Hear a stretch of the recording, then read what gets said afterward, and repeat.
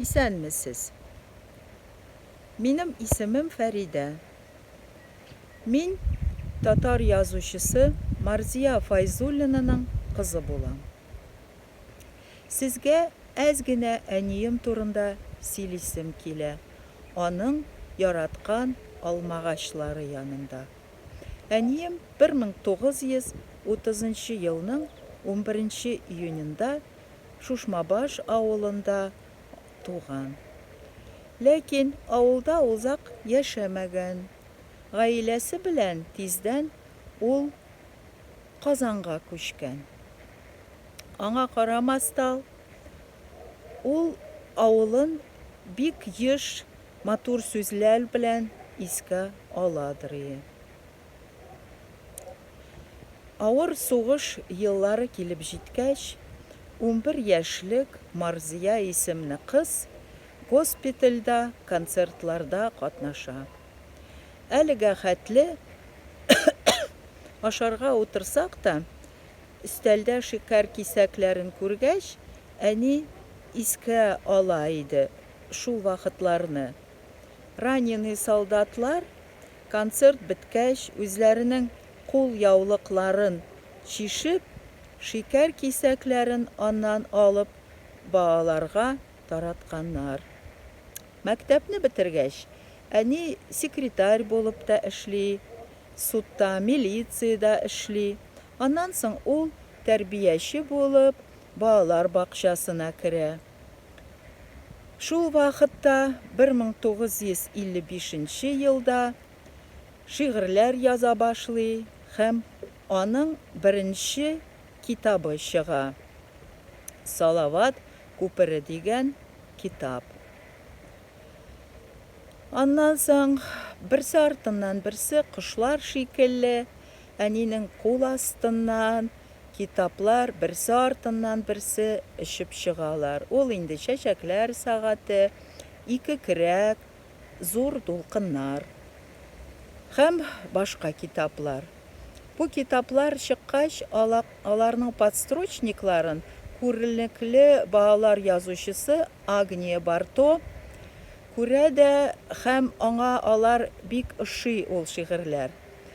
Аның тәкъдиме белән ул китапларны тәрҗемә итәләр шигырьләрне рус теленә һәм аларны издательствода чыгаралар. 1965 елда әнине язучылар союзына алалар член иттереп. Ул вакыттан инде 55 еллар үтте. Әнинең бөтен китапларын бергә җыеп санасак, 30-дан күбрәк китап җыела. Әни сугыш турында да, мәхәббәт турында да язарга яратадыр. Сугыш турында минем әтием Нух аңа бик күп сөйлидер.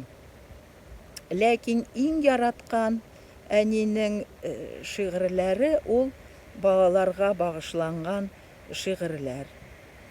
Әни шикелле кеше янында яшәгәндә, үскәндә күп иҗади кешеләр белән танышасың, аралашасың. Безгә кунакка еш кенә Хасан Туфан, Гариф Ахунов, Ләбиба Паихсанова, Резда Павалиева киләләр иде. Мәскәүдән Казанга килгәндә язучы Эдуард Асадов безгә кермичә калмыйдыр. Ул особенно әнинең пилмәннәрен бик тә яратып ашыйдыр. Әнинең бер үзенчәлеген әйтмичә кала алмыйм. Ул бик еш әйтемнәр белән кулланадыр. Мәсәлән, Алланың рәхмәте киңдер. Ул саламнан да ясар киңдер. Тагын берсе, карт бүре карлар ярыр, яшь бүре артта калыр. Мин озырак кайбер көннәрне йоклап калсам, миңа әйтер иде. Иртә торганның ите пешкән, йоклап калганның бите пешкән.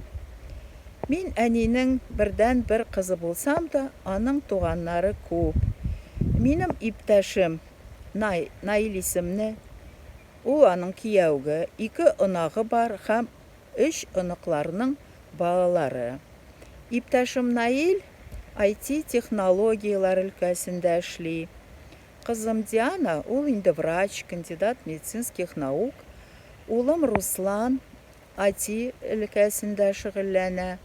Әниемнең 3 правнугы була. Суфия, аңа 15 яшь, Жасмин, аңа 5 яшь, һәм кечкенәсе безнең Тимур, күптән түгел аңа 1 яшь тулды. Кызганычка каршы, әниебез безнең 3 ел уже бик каты авырта. Әни шикелле талантлы кешеләр дөньяга бик сирәк туалар. Без әниебезне 90 яшьлеге белән тәбрик итәбез. Алдагы елларны бергә шатланып яшәргә насыйп булсын. Сау булыгыз сезгә.